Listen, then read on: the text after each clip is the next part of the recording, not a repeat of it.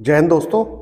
और आज इस ब्लॉग में हम लोग बात करने वाले हैं। अभी एक लेटेस्ट मेरे को एक न्यूज़ सुनी मैंने, और न्यूज़ थी बीबीसी के एंड से। जैसे कि बीबीसी से जब भी कोई न्यूज़ आती है, बीबीसी के एंड से कोई न्यूज़ आती है, या सिर्फ मैं बीबीसी की बात नहीं कर रहा हैं, बीबीसी के अलावा Washington post, New York times, Reuters, CNN, IBN, इनकी तरफ से कभी भी कोई इंडिया के परिप्रेक्ष्य में न्यूज़ आती है, यदि उसका सब्जेक्ट मैटर इंडिया है या इंडिया से रिलेटेड है, तो कभी भी इंडिया के ये अप्रिसिएट नहीं करते, इंडियंस के अचीवमेंट्स को कभी रिकग्नाइज नहीं करते। ये हमेशा इंडिया को ग्रे शेड में दिखाने की कोशिश करते हैं।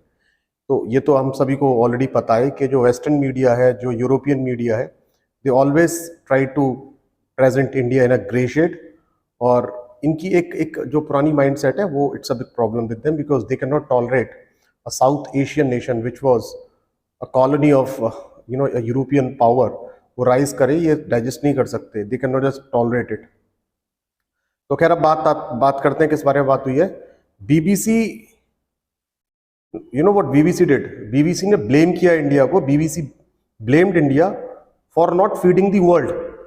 अब जैसा कि आपको पता है कि पिछले कुछ समय में इंडिया ने अपने कुछ अपने जो सीरियल्स हैं, फूड ग्रेन्स हैं, स्पेशली जिसमें मैं राइस की, चावल की बात कर रहा हूँ, चावल के एक्सपोर्ट को बैन कर दिया है।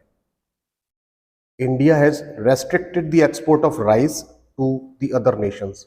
उसका कारण है कि जिस तरीके से मॉनसून रहा है, मॉनसून का पैटर्न अनसिस्टमेटिक रहा है, अनशेड्यूल्ड रहा है, उसकी वजह से कहीं ना कहीं हमारे यहाँ इंडिया में फूड क्राइसिस ना हो जाए, या कहीं फूड ग्रेन्स की चैलेंज अराइज ना हो जाए। उसको मीट आउट करने के लिए उन्होंने एक प्रोएक्टिव अप्रोच ली और इंडिया से स्पेशली राइस के एक्सपोर्ट को रेस्ट्रिक्ट कर दिया। हालांकि कुछ कंट्रीज ऐसे हैं जिससे इंडिया के डिप्लोमेटिक रिलेशंस बहुत अच्छे हैं, इंडिया के टाई अप बहुत अच्छे हैं, उन देशों को इंडिया अब भी on priority basis rice export कर रहा है। जिसमें कभी नेपाल से था, जब टमाटर की कीमतें हमारे बढ़ गई थी, तो टमाटर की सप्लाई नेपाल से भारत आ रही थी।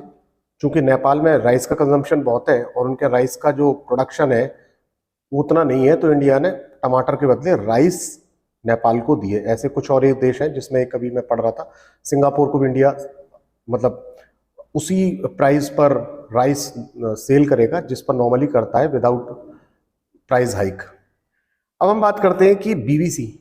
अरे भैया बीबीसी वालों, यू आर दी मास्टर्स।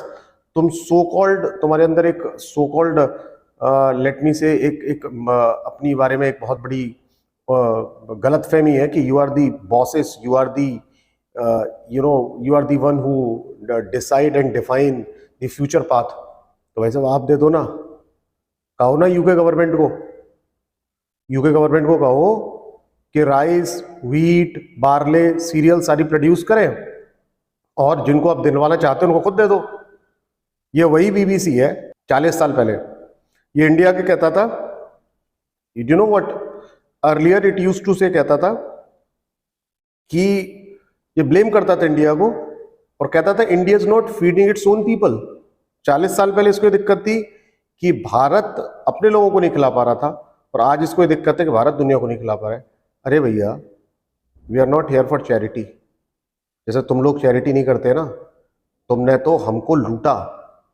जिस देश के तुम ऑफिशियल या गवर्नमेंट न्यूज एजेंसी हो, उस देश ने, I am talking about, you heard it right, I am talking about Britain, उन्होंने 200 साल उनकी फॉल्टी पॉलिसीज की वजह से, चर्चिल की पॉलिसीज की वजह से हमारे देश में सूखा हुए, अकाल हुए। आप लोगों ने कैश क्रॉप्स को उगाया यहाँ पे, और हमारी जो फूड क्रॉप्स थी उनको आपने बर्बाद कर दिया। जो भारत, कभी देश में अकाल नहीं पड़ा, कभी सूखा नहीं पड़ा, तुम्हारी फॉल्टी पॉलिसीज की वजह से, तुम्हारे फाइनेंशियल इंटरेस्ट की वजह से। तुमने यहाँ पे एग्रीकल्चर पैटर्न बदल दिए। आपने ऐसी फसलें उगाई जो कि आपकी इंडस्ट्रीज के लिए रॉ मटेरियल प्रोवाइड करती थी, और यहाँ की जनता भुखमरी के कगार पर ला दी। जो ग्रेट बंगाल फेमीन था, ठीक है, उन 1905 1907 वाला, वो आपकी जो एग्रीकल्चर की पॉलिसीज थी उसकी वजह से आया।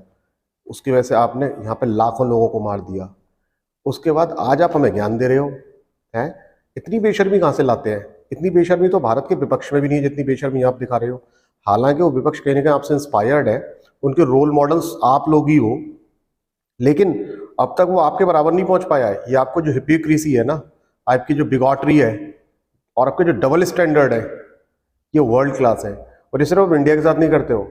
You can not tolerate any developing nation, आप किसी विकासशील देशों को बढ़ते हुए नहीं देख सकते, चाहे आपका गेट की पॉलिसीज़ हैं या आपकी न्यूक्लियर प्रोग्राम से रिलेटेड आपकी पॉलिसीज़ हैं, वो सारी की सारी आपको सूट करती हैं। आपने कभी भी थर्ड वर्ल्ड की कंट्रीज़ के लिए कुछ नहीं किया। आज यदि अफ्रीका अंडर डेवलप्ड है, बैकवर्ड है, वो आपकी पॉलिसीज़ की वजह से, आपके कॉलोनियल अप्रोच की वजह से है। आपने उनका मिसयूज़ किया, उनको एक्सप्लॉइट किया, उनके रिसोर्सेज को एक्सप्लॉइट किया और उसके बाद आपने उनको उनके हालत पर छोड़ दिया। तो आपको you don't have moral rights for preaching और टीचिंग इंडिया। ये हम हैं, ये हमारी लीडरशिप है। आज हम एक इमर्जिंग और most powerful, one of the most powerful country है।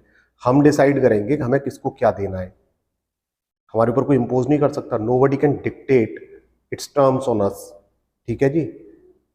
Are you getting mister BBC? ठीक है, आप एक काम करिए, आप ब्रिटिश गवर्नमेंट के बारे में ही सोचिए, ब्रिटेन के बारे में सोचिए। भारत के बारे में सोचने के लिए हमारे पास एक बहुत इफेक्टिव लीडरशिप है, हमारे पास डिसाइसिव लीडरशिप है। तो आप इस तरीके की चीज़ें न चलाएं। ये हम है, डिसाइड करेंगे हमें किसको क्या देना है।